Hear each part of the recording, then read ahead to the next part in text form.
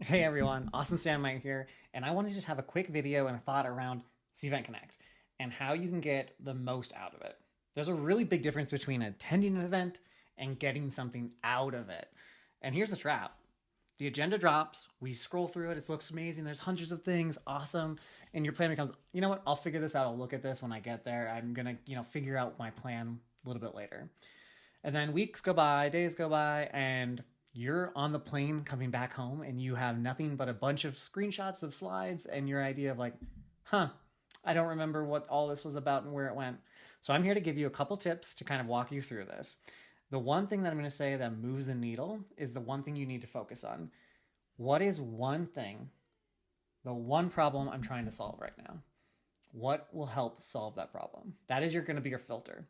That is your filter for looking through the sessions, because there's many amazing sessions, and the filter for looking through your people, the filter for looking through conversations. That is the way you're going to think through things, because it's not what is the 5 things I want to learn, what is the 10 sessions I want to check out, what is the 20 things I want to do.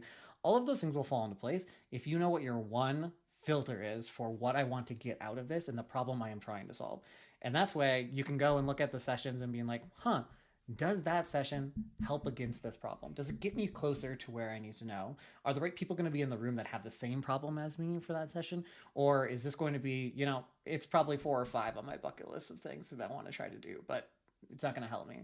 So come back to that one thing that you want to kind of solve, and that can be your filter for all the sessions, all the vendors, all the people you want to talk with.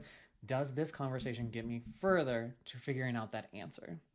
The second thing I wanted to bring up is the recap at the end of the day. I know, I'm crazy. At the end of the day, you want to go home, you want to be done, you want to go out to have whatever with whatever and go to the dinner and go to the whatever.